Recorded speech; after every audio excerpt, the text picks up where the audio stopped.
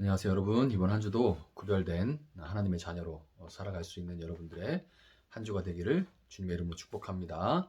오늘 본문은 레위기 6장입니다. 여호와께서 모세에게 말씀하여 이르시되 누구든지 여호와께 신실하지 못하여 범죄하되 곧 이웃이 맡긴 물건이나 전당물을 속이거나 도둑질하거나 착취하고도 사실을 부인하거나 남의 잃은 물건을 줍고도 사실을 부인하여 거짓 맹세하는 등 사람이 이 모든 일 중에 하나라도 행하여 범죄하면 이는 죄를 범하였고 죄가 있는 자니 그 훔친 것이나 착취한 것이나 맡은 것이나 잃은 물건을 주운 것이나 그 거짓 맹세한 모든 물건을 돌려보내되 곧 그 본래 물건의 5분의 1을 더하여 돌려보낼 것이니 그 죄가 드러나는 날에 그 임자에게 줄 것이요 그는 또 그 속건 제물을 여호와께 가져갈지니 곧 네가 지정한 가치대로 양떼 중 흠없는 수량을 속건 제물을 위하여 제사장에게로 끌고 갈 것이요 제사장은 여호와 앞에서 그를 위하여 속죄한즉 그는 무슨 허물이든지 사함을 받으리라. 여호와께서 모세에게 말씀하여 이르시되 아론과 그의 자손에게 명령하여 이르라. 번제의 규례는 이러하니라. 번제물은 아침까지 제단 위에 있는 석쇠 위에 두고 제단의 불이 그 위에서 꺼지지 않게 할 것이요 제사장은 세마포 긴 옷을 입고 세마포 속바지로 하체를 가리고 제단 위에서 불태운 번제의 재를 가져다가 제단 곁에 두고 그 옷을 벗고 다른 옷을 입고 그 재를 진영 바깥 정결한 곳으로 가져갈 것이요 제단 위에 불은 항상 피워 꺼지지 않게 할지니 제사장은 아침마다 나무를 그 위에서 태우고 번제물을 그 위에 버려놓고 화목제의 기름을 그 위에서 불사를 찌며 불은 끊임이 없이 제단 위에 피워 꺼지지 않게 할지니라. 소재의 규례는 이러하니라. 아론의 자손은 그것을 제단 앞 여호와 앞에 들이되 그 소재의 고운 가루 한 움큼과 기름과 소재물 위의 유향을 다 가져다가 기념물로 제단 위에서 불살라 여호와 앞에 향기로운 냄새가 되게 하고 그 나머지는 아론과 그의 자손이 먹되 누룩을 먹지 말고 거룩한 곳 회막들에서 먹을지니라. 그것에 누룩을 넣어 굽지 말라. 이는 나의 화제물 중에서 내가 그들에게 주어 그들의 소득이 되게 하는 것이라. 속죄제와 속건제에 같이 지극히 거룩한즉 아론 자손의 남자는 모두 이를 먹을지니 이는 여호와의 화제물 중에서 대대로 그들의 영원한 소득이 됨이라. 이를 만지는 자마다 거룩하리라. 여호와께서 모세에게 말씀하여 이르시되 아론과 그의 자손이 기름 부음을 받는 날에 여호와께 드릴 예물은 이러하니라. 고운 가루 10분의 1 레바를 항상 드리는 소제물로 삼아 그 절반은 아침에 절반은 저녁에 드리되 그것을 기름으로 반죽하여 철판에 굽고 기름에 적셔 썰어서 소제로 여호와께 드릴 향기로운 냄새가 되게 하라. 이 소재는 아론의 자손 중 기름 부음을 받고 그를 이어 제사장된 자가 드릴 것이요 영원한 규례로 여호와께 온전히 불사를 것이니 제사장의 모든 소재물은 온전히 불사르고 먹지 말지니라.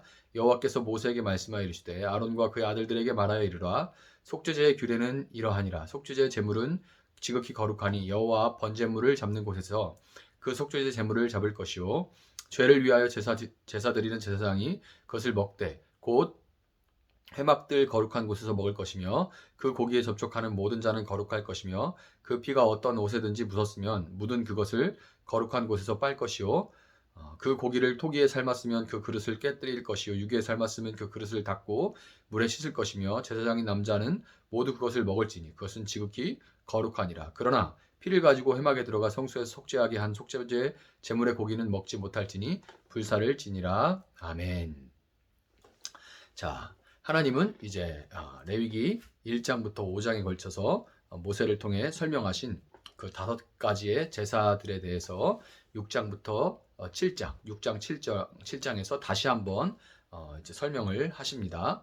다양한 규례를 다루는 총 27장으로 구성된 레위기에서 제사법이 가장 먼저 나오죠. 번제가 맨 처음에 나오는데 제사법이 가장 먼저 나오고 그러니까 우선이란 얘기예요. 그리고 7장이나 할애하고 있다는 것은 그만큼 하나님께서 우리로 하여금 예배하는 삶을 살아가기를 원하신다는 것을 우리가 알 수 있습니다.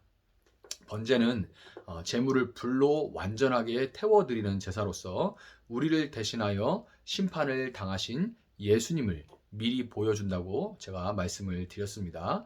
번제를 위해서 드리는 이 번제물은 아침까지 번제단 위에 있는 석쇠에 두어서 완전히 타도록 한 다음에 제사장이 타고 난 재가 있을 거 아니에요. 그 재를 이제 제사장이 치웠는데 10절, 11절을 보면 제사장은 이 재를 치울 때 세마포로 만들어진 긴 옷과 또 세마포로 만들어진 속바지를 입고 그 재를 모아서 일단 제단 곁에 두고 난 다음에 가서 옷을 갈아입고 온 후에 이제 모아두었던 재를 진영 바깥에 갖다가 버렸습니다. 다소 복잡해 보이죠?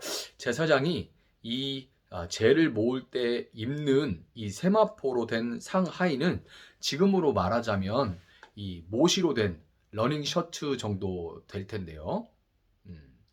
그러니까 난닝구 있죠. 난닝구가 되는 거예요. 물론 우리가 그것을 바지에는 입지 않지만 특별한 목적에 의해서 그러니까 위에 우리가 러닝을 입는 것과 같이 하의도 입었다 이렇게 생각하시면 됩니다. 자, 그러면 우리가 러닝을 입는 목적이 뭐예요? 제사장이 이 세마포 옷을 입는 이유, 이것은 오늘날 우리가 이 러닝 셔츠를 입을 때 땀이 흡수되도록 하기 위해서 입는 거잖아요. 그래서 그 땀이 겉옷에 이렇게 스며 나오지 않도록, 땀이 보이지 않도록 이렇게 하기 위해서 우리가 이런 속옷을 입는 겁니다. 이와 마찬가지로 제사장들도 그런 이유로 이 세마포로 된 상하의를 입었던 거예요. 이 땀이라는 것은 인간의 노력을 의미하는데, 운동하고 힘들고 이러면 땀나죠. 인간의 노력을 의미하는데, 땀이 나지 않도록 세마포 옷을 입으라고 하신 것은 예배의 모든 과정에 있어서 인간의 공로가 끼어들 여지가 없다는 것을 보여주는 겁니다. 이것은 12절에서 제단 위에 불을 항상 피워서 꺼지지 않게 하라 이렇게 말씀하신 그 말씀에도 다시 한번 강조가 되는 거예요. 레위기 9장 24절을 보면 제단 위에 이 최초로 붙은 불은 하나님께서 하늘로부터 내려주셨습니다. 여호와 앞에서 불이 나와 라는 표현이 있어요. 하늘로부터 내려온 그 불이에요. 그때부터 제사장들은 계속해서 이 하나님 주신 불을 장작을 지펴서 불이 꺼지지 않도록 그렇게 관리를 했고, 제단이 통째로 이제 장막이 옮겨지는 그런 일이 있을 때는 불씨로 보관을 해서 불이 꺼지지 않도록 그렇게 관리를 했습니다. 이와 같이 우리 안에 예수님을 믿고 하나님을 예배할 수 있도록 성령의 불을 붙여주신 분 역시 누구예요? 하나님이죠. 우리의 마음에 불을 붙여주심으로써 예배가 시작될 수 있도록 하신 것도 하나님이고, 그 아들 예수님을 우리를 위한 번제물로 주신 분 역시 하나님이기 때문에 하나님이 다 하신 거죠. 그러니까 우리는 어떤 공로도 하나님 앞에 내세울 수가 없는 것이고, 오직 놀라운 은혜에 감사하는 한편 예수님이 먼저 우리를 위해 그 삶을 헌신하셨듯이 하나님께 마땅한 헌신의 삶을 우리는 살아가야 하는 겁니다. 하나님께서 우리 마음에 붙여주신 불을 꺼뜨리지 않기 위해서 우리는 소제의 삶을 살아가야 하는 건데요. 하나님 앞에 소제로 이제 고운 가루에 기름을 섞어서 드린 후에 남은 것은 제사장들에게 돌려졌던 것처럼 하나님의 제사장 된 우리는 날마다 하늘로부터 내려오신 산떡이신 그 예수님, 이 예수님 하나님의 말씀을 먹음으로 우리 안에 하나님을 향한 사랑과 예배의 마음을, 이 말씀을 늘 공급받음으로 이 마음을 지켜갈 수 있는 거예요. 본문 20절을 보면 소제를 항상 드리라고 돼 있죠. 항상 드리되 아침과 저녁에 드려라 이렇게 강조를 합니다. 하나님의 말씀으로 하루를 시작하고 그 말씀으로 이 잠자리에 들기 전에 하루를 반추해 봐서 이제 돌아보아서 성찰하는 그런 삶을 하루하루 살아갈 때 우리의 삶은 소제와 같이 향기로운 냄새로 하나님 앞에 드려질 수 있는 거예요. 레위기 4장에 설명된 이 속죄제의 규례를 따르면 제물의 피를 번제단 이제 사방으로, 동서남북 사방으로 또 성소 안에 뿌릴 때 죄로 오염된 제단과 성소의 부정함이, 백성들이 죄를 지을 때 이제 성소가 오염되고 또 제단이 오염되죠. 이 부정함이 피를 통해서 제물의 고기로 옮겨지게 되고, 그러니까 마치 세제로 닦아내듯이 그 더러운 오염들이, 죄로 인한 오염이 피로 닦아져서 고기로 전가되는 거고, 그렇기 때문에 부정해진 이 속죄 제물의 고기는 먹을 수가 없고 전부 진박 정결한 곳에서 태워야 한다. 그렇게 속죄제 설명할 때 앞서서 지난주에 말씀을 드렸는데, 그런데 오늘 본문 26절을 보면 속죄제 제물을 제사장이 먹지 못한다고 했는데 먹되 곧 회막들 거룩한 곳에서 먹으라 이렇게 말합니다. 충돌이 일어나는 거죠. 헷갈립니다.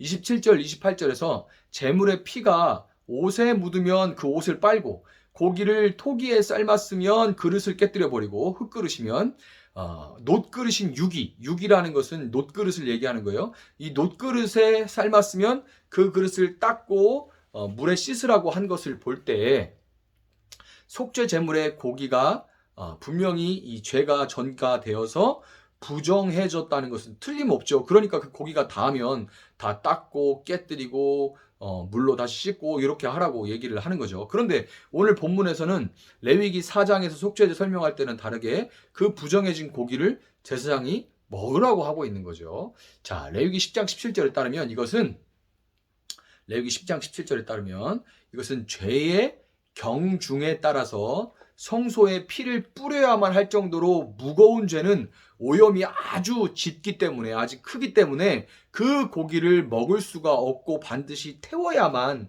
하지만 상대적으로 그 죄로 인한 오염이 덜할 때는 제사장이 부정해진 고기를 먹어버림으로써 백성들의 죄를 최종적으로 속죄할 수 있도록 그렇게 규정하신 거예요. 자, 이해가 가시죠?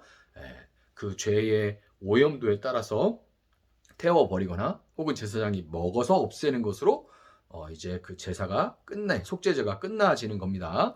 오늘 본문에서 이 부연된 추가된 거죠. 부연된 속죄제의 규례를 통해서 우리는 궁극적으로는 죄를 지은 본인이 하나님께 돌이켜서 예수님의 죽으심을 통해 죄사함을 받아야 하지만 불로 태워서 영문 밖으로 가서 거기서 죽으신 예수님을 개인적으로 이제 예수님을 통해서 예수님의 죽으심을 받음으로 그 죄사함을 받아야 하지만 그 전에 마치 부정해진 고기를 먹어버리는 그 제사장과 같이 하나님의 제사장된 우리가 세상의 죄를 붙들고 이웃의 잘못이 마치 내 잘못인 것처럼 슬퍼하면서 죄 용서를 위해, 죄 사함을 위해 그들을 대신해서 우리가 하나님 앞에 나아가야 한다는 것을 알 수 있는 거예요. 그 사람의 죄가 용서받는 것은 실제로 그가 그 죄를 가지고 영문 밖으로 나가신 예수님 같이 밖에서 태워버려야 되는 거죠. 예수님이 그 생명을 십자가 위에서 태워버리신 것처럼 태워버려야 하지만 그러나 우리가 먹어 없애는 것과 같이 이 세상의 죄를 위해서 우리가 세상과 하나님 가운데에 서서 그들을 위해서 마치 내가 죄를 지은 것처럼 그렇게 중보를 해야 된다는 겁니다. 여러분, 하나님은 우리가 온전한 예배자가 되기를 원하세요. 오늘 다시 한번 이 설명해 주시는 번제와 소제 그리고 속죄제를 통해 더욱 깊이 우리가 하나님을 알고 온전히 그분을 예배하고 또한 이웃과 세상의 죄를 끌어안고 기도하면서 하루를 시작하는 그런 여러분들의 삶이 되기를 주님의 이름으로 축복합니다. 제가 한번 기도하겠습니다. 사랑하시는 하나님 감사합니다. 오늘도 이렇게 다시 한번 제사에 관한 말씀을 통하여서 우리에게 제사장 된 우리가 해야 할 것들에 대해서 알게 하시니 감사합니다. 하나님, 번제와 소제와 속죄제의 삶을 우리가 살아가게 하시고 특별히 우리 마음 가운데 떠오르게 하시는 영혼들을 위해서 우리가 더욱더 하나님 앞에 나아가 기도하게 하시고 또 이 땅의 죄악들로 인해서 우리가 슬퍼하며 하나님 그 아픔들을 놓고 우리가 마치 내가 죄를 지은 것처럼 그렇게 슬퍼하며 주님께 이 시대와 우리 이웃을 위해서 기도할 수 있도록 주님 도와주셔서 주님의 은혜가 그들 가운데 임할 수 있도록 주님 도와주시고 그들이 하나님께 돌이켜 스스로 영문 밖으로 나가신 예수님으로 인하여서 예수님을 믿음으로 인하여서 죄 용서를 받고 하나님의 백성에 영입될 수 있도록 하나님께서 그들 가운데 은혜를 베풀어 주시옵소서. 오늘 이 말씀 붙들고 기도할 때 하나님 우리가 마음으로 정말 이 기도로 하나님 앞에 나아갈 수 있게 하시사 하나님의 놀라운 구원의 역사가 이 마지막 때에도 더 풍성하게 일어날 수 있도록 하나님 함께하여 주시옵소서. 감사하며 예수님의 이름으로 기도합니다. 아멘. 오늘 주신 말씀 붙들고 계속해서 기도합니다.